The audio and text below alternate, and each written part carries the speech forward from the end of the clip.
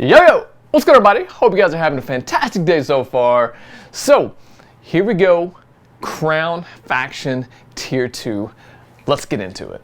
Okay, so first up is Electric Sheep, where you have to go to the castle in Sheik Island and basically hack the Wilson.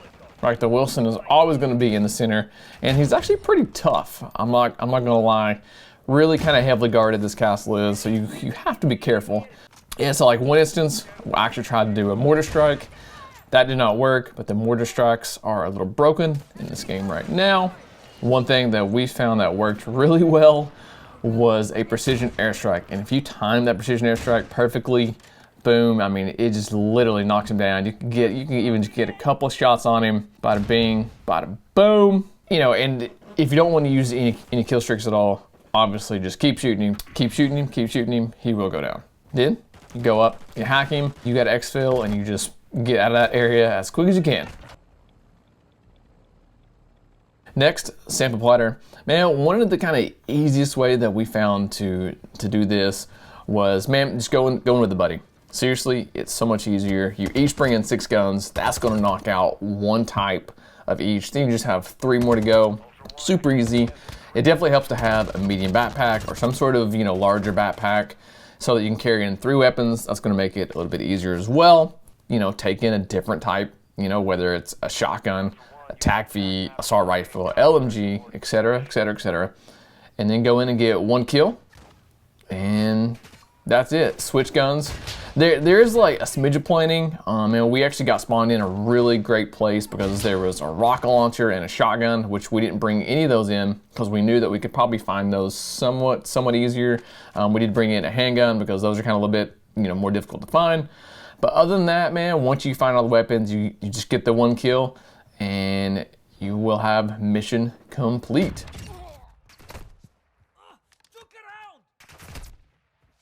Okay, up next is boring operation. Okay, so with this one, you're gonna have to bring in some drill charges. Obviously, do that right off the bat, and muni boxes. I mean, seriously, if you guys even have to do like a contract to get up some money and then just buy all kinds of muni boxes, go around and hit the strongholds. That's what we did in order to get the riot shield guys. We literally, each stronghold had at least 2 or 3 in there, so you hit, 2 strongholds, 3 strongholds, depending how large they are, different aspects like that. You'll definitely knock that one out pretty quick. The other one, you just kill 9 enemies, and we ended up doing that within those strongholds as well. Sometimes it was a little finicky. It didn't quite work as you think that it should whenever you're aiming a drill charge right at an enemy, and even if it goes to the wall behind them and still doesn't work. So sometimes you just kind of have to keep trying and trying. Eventually it'll work. Okay, so as for the cars, I found the ATVs to be just the easiest. You literally just shoot them, pop the tires a little bit, get it down low, and then throw 1 or 2 drill charges on it. Boom, it destroys it, and it works fine. Some of the other cars I found was a little bit more difficult, and they just didn't work. I don't know if the mission, just if you had to do a very specific car for this mission, because there's a couple other cars that we found that it did not work on, but the ATVs, it worked every single time. So if you want to save some time, then I would just hit up the ATVs. Okay, so let's take a look at the Kastov weapons testing. Man, this one really wasn't too bad because you can use the RPK. So that thing will still just melt enemies like crazy. Boom, get headshots on enemies, which isn't too bad. And then you have to get the, kill the 2 operators, and then kill the commander. Honestly, this one was probably one of the easier ones just because you can have a really good weapon. And even the jug was even a lot easier to kill, I feel like, than in season 1.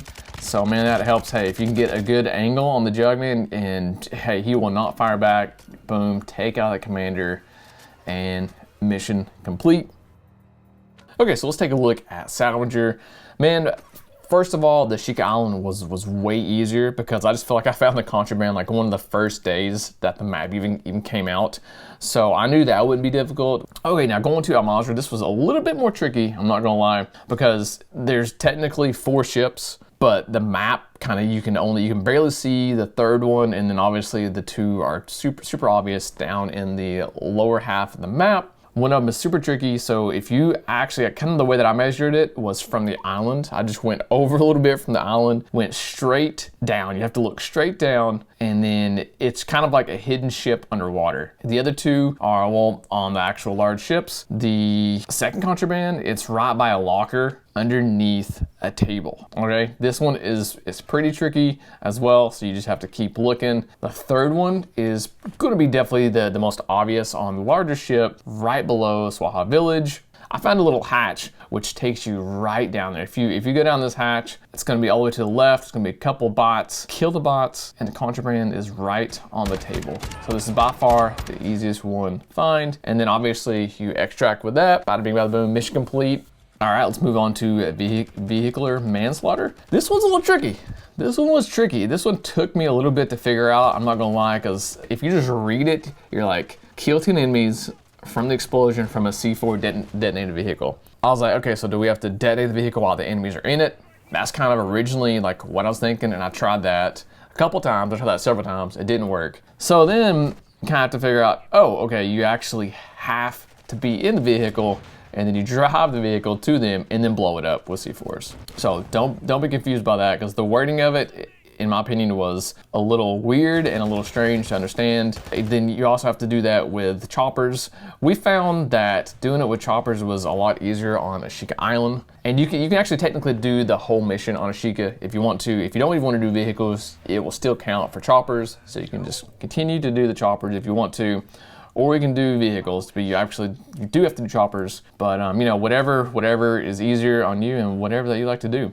And then you will, you will get mission complete once you do that, and you can move on to some other missions.